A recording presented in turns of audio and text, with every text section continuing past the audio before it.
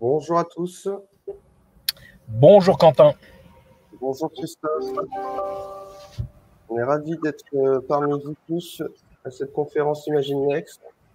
Et je vais me présenter, Quentin Leleu, je suis responsable de différents produits chez Ingram Micro et notamment de la BU Impression et Consommables. Et vous allez avoir la chance de partager un petit échange avec mon ami Christophe. Je te laisse te présenter. Eh ben oui, bonjour à tous, Christophe Martin. Moi, je suis en charge de toute la distribution du channel management chez Lexmark. Et bien, vous voyez, je fais cette conférence avec plaisir en compagnie de Quentin Leleu, en direct de ma voiture, comme quoi, chez Lexmark, de manière indéfectible, nous sommes dans l'opérationnel. Complètement impeccable. J'espère que tu es parti peut-être livrer des produits ou Ah bah, je vois que tu rentres directement dans les sujets qui fâchent. Donc, je te confirme, je suis quelque part sur l'autoroute A1 en train de vérifier sur les parkings si les semi-remorques sont bien pleins de produits, d'imprimantes et de copieurs Lexmark à destination des stocks Ingram. C'est exactement ce à quoi je passe mes journées en ce moment.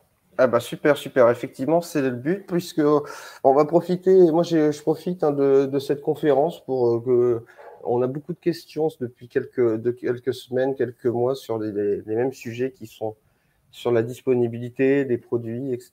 Et on va profiter de cet instant pour pouvoir en discuter tous ensemble, Christophe. Donc, est-ce que Alors, tu peux me raconter un petit peu, est-ce que tu as des bonnes nouvelles justement sur le Alors sujet? oui, je peux te raconter l'histoire.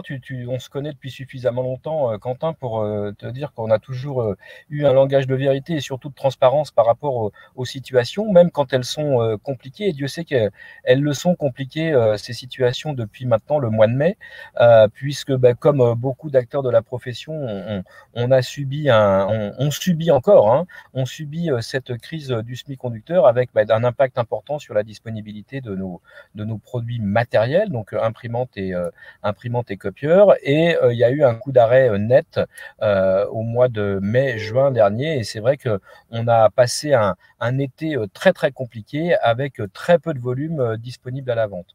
Heureusement, je peux aujourd'hui affirmer donc qu'on a mangé notre pain noir et que même si la situation n'est pas encore totalement fluide, on le voit bien et tu vas le voir dans les jours et les semaines qui viennent. Non seulement les volumes de matériel livré sont de plus en plus importants, et c'est vraiment sans commune mesure avec tout ce que l'on a pu avoir sur le troisième trimestre. On parle maintenant de milliers de machines qui commencent à revenir. Et puis la deuxième bonne nouvelle, c'est que non seulement donc les quantités sont plus importantes, mais ça arrive beaucoup plus tôt que prévu. C'est-à-dire qu'il y a encore un mois et demi de ça, il y a certaines références pour lesquelles je t'aurais dit on s'en reparle en 2022. Là, aujourd'hui, on va avoir un peu de tout sur ce dernier trimestre 2021. Alors, on ne couvrira pas forcément l'intégralité des commandes qui sont en cours chez toi, mais en tout cas, vraiment, le message que je veux faire passer aujourd'hui, c'est que on est au bout du tunnel et que dès ce trimestre-là que nous venons d'attaquer, ce dernier trimestre, les volumes sont plus importants et on va pouvoir libérer un peu de ces commandes en cours, ce dont on est tous très contents après avoir passé des mois compliqués, et sachant que c'est évidemment pas dans notre nature, ni dans la tienne, ni dans celle de nos revendeurs, de refuser des commandes au prétexte que c'est, si tu me permets l'expression, le début des emmerdes. Voilà. Tout à fait, tout à fait. Bon, bah, c'est plutôt des bonnes nouvelles. On est ravis et j'espère qu'effectivement, je vais avoir la chance de pouvoir réceptionner plein de produits Lexmark incessamment sous peu. Néanmoins, là, comme tu l'évoquais, c'est de couvrir aussi les choses qui sont déjà plus ou moins en cours. Et comment on peut aussi, parce qu'il y a effectivement ce qu'on a en cours et ce qu'on doit déjà livrer et que, pour lesquels certains de nos revendeurs attendent impatiemment les produits, mais comment on peut avancer également pour pouvoir se donner des nouvelles perspectives, puisque le but, Alors, c'est aussi de pouvoir apporter des opportunités sur la marque ben, Lexmark à nos revendeurs. c'est certain que nous, auprès des revendeurs, nos revendeurs auprès de leurs clients, ils ont besoin de continuer à garder le contact et puis surtout d'essayer de détecter des opportunités pour compenser ce déficit de livraison des matériels. Chez Lexmark, ce ne sont pas forcément trois axes nouveaux, mais en tout état de cause, ce sont trois axes sur lesquels nous avons accéléré les choses pour justement compenser cette perte de chiffre d'affaires sur les matériels. Donc, ces trois axes qui sont trois leviers de développement commercial et de développement de la rentabilité, parce que c'est bien ça qui nous intéresse. C'est d'une part le consommable, hein, et plus que jamais, alors qu'on n'est pas capable de livrer des machines nouvelles pour remplacer les plus anciennes, eh ben, il faut faire en sorte que celles qui sont en place aujourd'hui continuent d'imprimer et essayer de faire en sorte de maximiser leur utilisation en maximisant du coup la consommation de consommables. Et ça, c'est bel et bien dans la stratégie c'est plutôt une très bonne chose, oui. d'Ingram et de Lexmark de faire de gros efforts sur la partie consommable. On sait bien que c'est aussi là que se trouve la rentabilité. Et pour le coup, on a zéro rupture produit sur la partie consommable pour une bonne et simple raison, c'est que déjà l'essentiel de la production de nos consommables, pour ce qui est de la France, est faite en Europe. Donc, on évite tous ces problèmes qui se liaient pas forcément aux ruptures produits, mais aux problèmes et aux contraintes d'approvisionnement et de logistique. Aujourd'hui, nos consommables, pour l'essentiel d'entre eux, viennent de Pologne, en l'occurrence. Donc, premier axe important, la partie consommable. Deuxième axe important, là encore, qui s'inscrit dans la stratégie RSE de Lexmark et d'Ingram, en tout cas par rapport à tout ce discours autour de la durabilité des produits, c'est effectivement mettre une emphase particulière sur la vente d'extension de garantie. Lexmark à aucun moment n'a été taxé d'obsolescence programmée. Au contraire, nous sommes connus pour avoir des produits qui sont d'une extrême fiabilité et avec des durées de vie qui sont bien au-delà de ce que on a l'habitude de voir sur le marché. Nombreuses sont les machines qui aujourd'hui sont installées depuis 7, 8, 9 ans et sur lesquelles s'enchaînent les millions de pages. Pour autant, il faut être capable de les garantir, ces machines-là, et plutôt que de vouloir à tout crin, alors c'est vrai que ça nous arrange dans le contexte actuel de pouvoir dire ça, mais plutôt que de vouloir à tout crin remplacer les machines au bout de 4 ou 5 ans, au contraire, la vocation de Lexmark, c'est de faire durer ces machines dans le temps, mais pour autant en garantissant aux utilisateurs le fait qu'ils n'auront pas de rupture de charge avec évidemment toutes les garanties et les interventions à J+1. Donc ça, c'est un deuxième axe très important. Ça, c'est très bien aussi, pour faire durer les machines, et il se trouve que ça s'inscrit parfaitement aussi dans cette démarche RSE qui consiste à éviter de remplacer des machines qui sont finalement au bout de 4 ans à peine à 30% ou à 40% de leur durée de vie. Faisons-les durer dans le temps. Donc ça, c'est le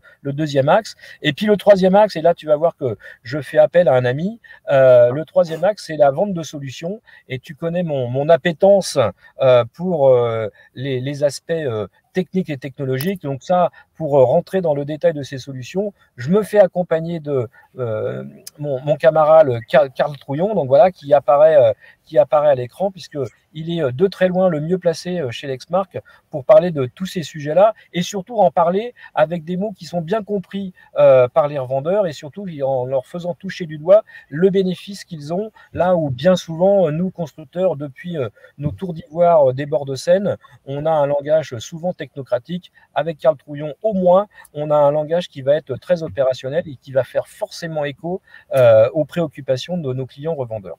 Carl, je te propose de rentrer un petit peu plus dans le détail sur ces aspects solutions. Salut Carl. Salut Quentin, salut Christophe. Merci pour cette introduction, Christophe. Effectivement, j'espère que tu vas parler un langage que je vais pouvoir comprendre. Je te fais confiance sur le sujet.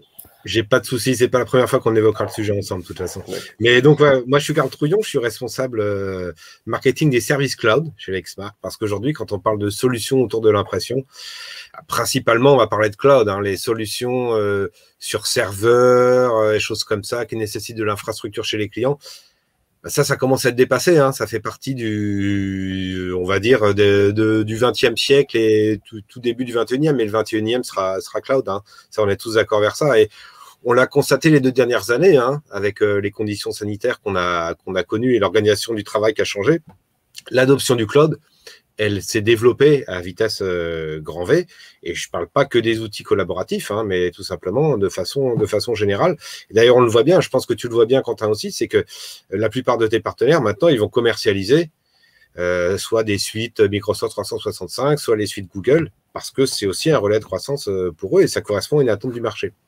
Complètement. Alors, Chez Lexmark, on propose une plateforme de service cloud qui a de multiples avantages. Et nous, on est parti du principe que le cloud, c'est bien pour en parler aux clients, mais avant tout, ce serait bien que c'est un intérêt et des bénéfices pour les partenaires en premier lieu. Et ça se traduit dans l'offre Lexmark par un service qu'on appelle Cloud Fleet Management, qui est de la gestion de parc.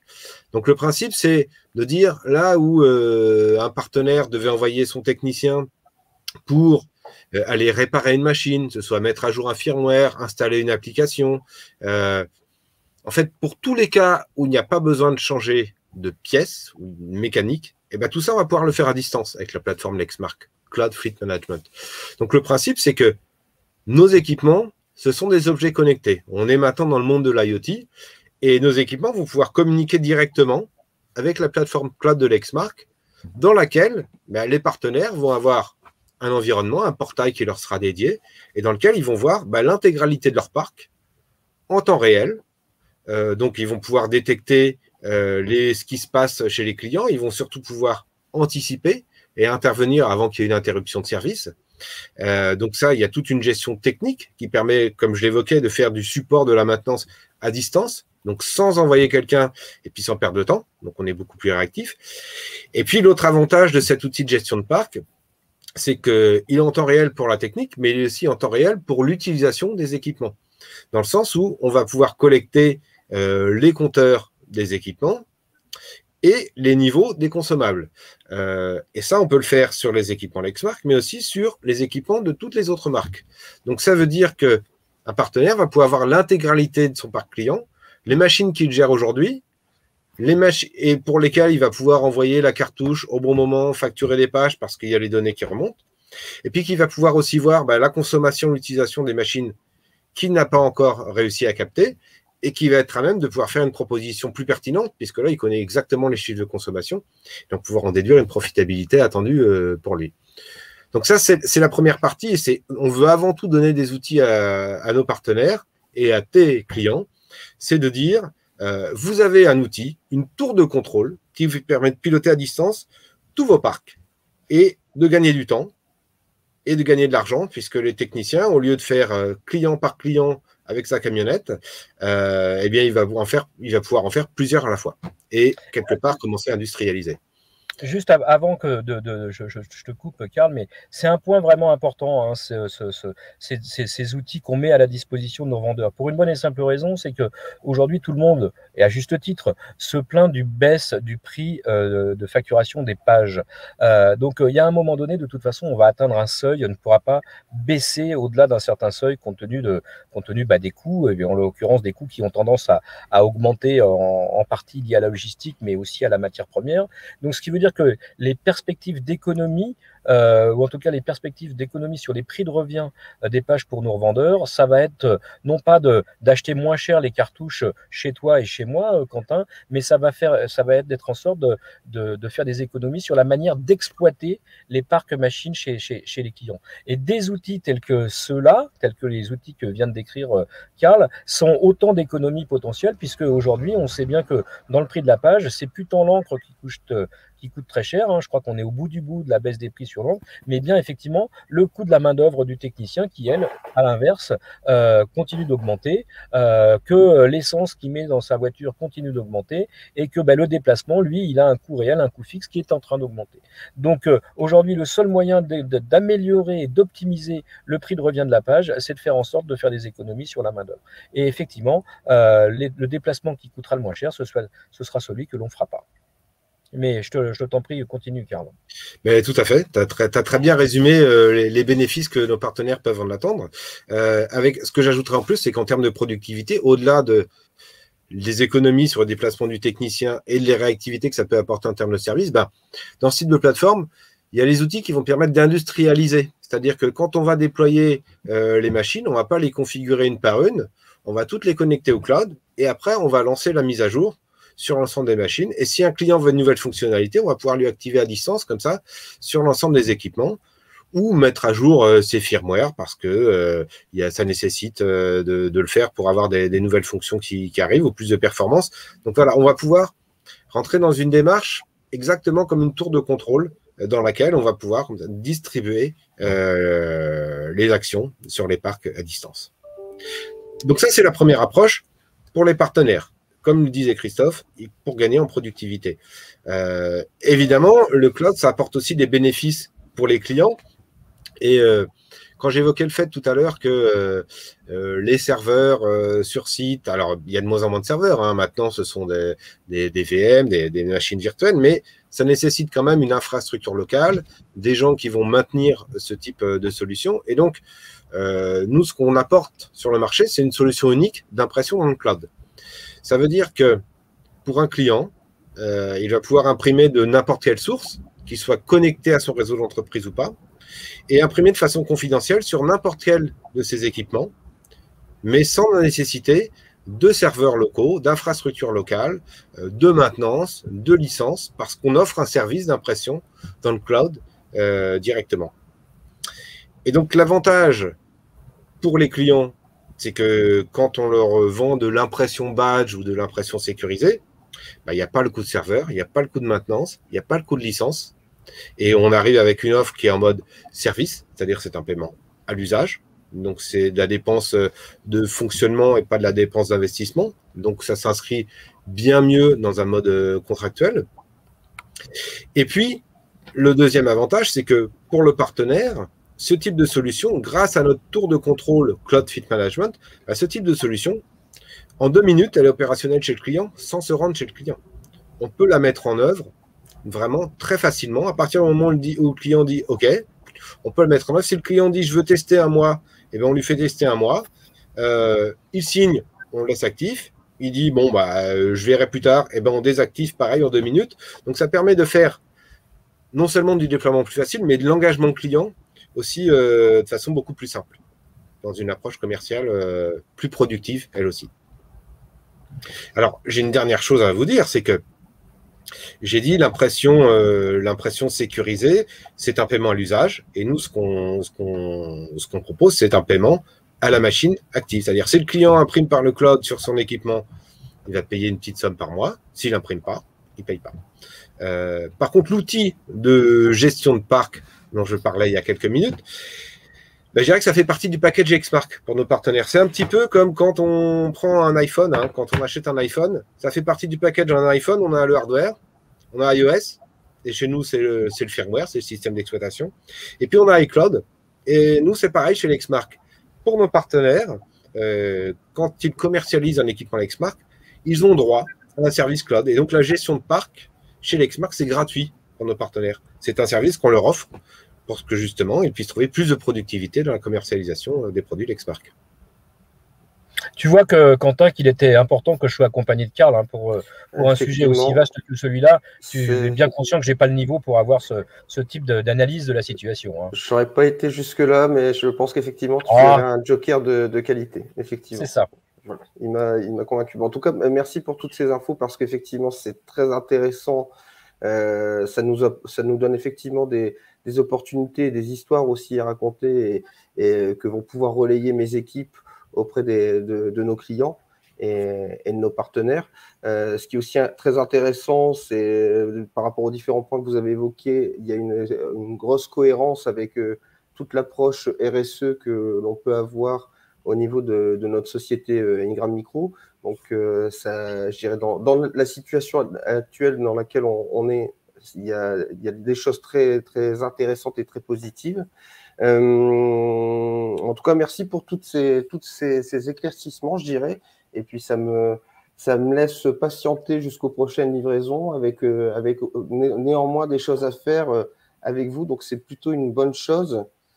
Et puis je rajouterais que Karl a l'habitude d'animer à destination de nos revendeurs communs un certain nombre de webinars et autres ateliers que l'on pourra reprendre en présentiel bientôt, j'espère, mais typiquement a eu lieu le salon IT Partner la semaine dernière et on a pu revoir nos revendeurs aussi de visu, mais on ne va pas perdre les habitudes que l'on a prises pour multiplier ces présentations à distance. Donc, tu pourras bien évidemment, Quentin, inviter les revendeurs à rejoindre les présentations sur toutes ces solutions sur lesquelles Karl a maintenant l'habitude donc d'interagir avec des calendriers. Et je crois, Karl, que le prochain concerne la sécurité, qui est Tout à fait, c'est le 28 octobre. Donc voilà, c'est autant de choses qui permettent aussi de rester alerte vis-à-vis des revendeurs. Alors là, on a parlé du cloud parce que c'est vrai que c'est l'actualité aujourd'hui, mais la sécurité, c'est aussi l'affaire de tous et de tous les jours. Et il y aura prochainement un atelier sur lequel on pourra communiquer les dates aux revendeurs et en espérant les voir nombreux sur un vrai sujet de préoccupation chez leurs clients. Bien évidemment, donc j'en profite pour partager à l'audience. Évidemment, si vous avez des questions sur ces sujets, n'hésitez pas à me solliciter directement ou à solliciter votre contact Ingram Micro ou mon équipe d'avant-vente dédiée au print et aux consommables. On fera le relais et on vous accompagnera avec Lexmark pour pouvoir vous donner toutes les informations et participer potentiellement à ces webinaires et formations. Moi, j'avais une petite question, j'en profite que vous êtes là tous les deux, parce que peut-être, Karl, tu vas pouvoir aussi, tu vas peut-être m'apporter des informations en plus de Christophe. Là, on a parlé beaucoup de choses d'actualité et je dirais d'avenir. J'ai cru voir ou j'ai cru comprendre que on parlait de Lexmark et d'une gamme Optra qui me semble être plutôt quelque chose un peu du passé. Alors effectivement, pour retour vers le futur.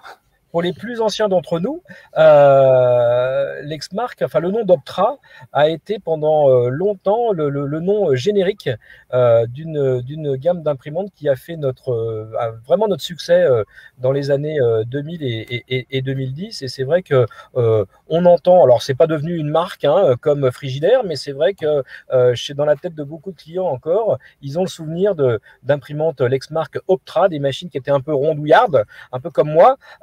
Et qu'on laissait un bon souvenir, puisque effectivement c'était des machines qui étaient d'une fiabilité incomparable. Alors depuis le nom Optra a disparu, mais effectivement tu as raison, il revient ce nom d'Optra, mais il revient par rapport à une offre nouvelle chez Lexmark qui pour le coup s'inscrit dans l'avenir et qui tu vas voir, je vais évidemment là aussi laisser Karl en toucher de haut, parce que moi, tu sais, je suis une espèce de boomer, donc tout ce qui est IoT, ça ne me parle pas, ou ça ne me parle pas encore, si tant est que ça me parlera un jour. Mais effectivement, donc Optra devient un nom à nouveau commun chez Lexmark autour d'une plateforme IoT. Mais là encore, Karl, je te propose de très succinctement présenter donc ce qui sera le Lexmark de demain.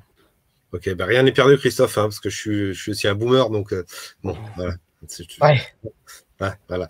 Alors, Optra, c'est pas une gamme, c'est un service, en fait. D'accord. Alors, Quentin, c'est pas sans savoir que on a un réseau de distribution en direct, mais aussi on adresse des très grands clients en mode direct, avec une offre d'infogérance, Managed Print Services. Et donc, dans le monde, on gère plus d'1 million d'équipements en temps réel, pour lesquels on fait de la maintenance prédictive, de l'approvisionnement consommable, des choses comme ça.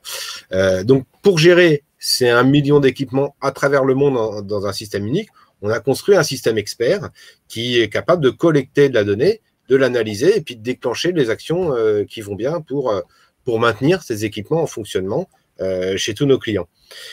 Donc, j'ai évoqué les imprimantes, les multifonctions, les copieurs, ce sont maintenant des objets connectés. Ils ne sont pas connectés qu'au réseau, ils communiquent avec les services cloud Lexmark, ils embarquent des centaines de capteurs et comme ça, c'est ce qui nous permet, nous, aujourd'hui, de faire de la maintenance prédictive. C'est ce qui nous permet de dire, là, en l'occurrence, il faut envoyer un technicien pour changer telle pièce parce qu'on prédit que dans 15 jours, il y aura un arrêt de la machine. Donc, on va envoyer le technicien dans la semaine qui vient pour qu'il n'y ait pas d'interruption de service.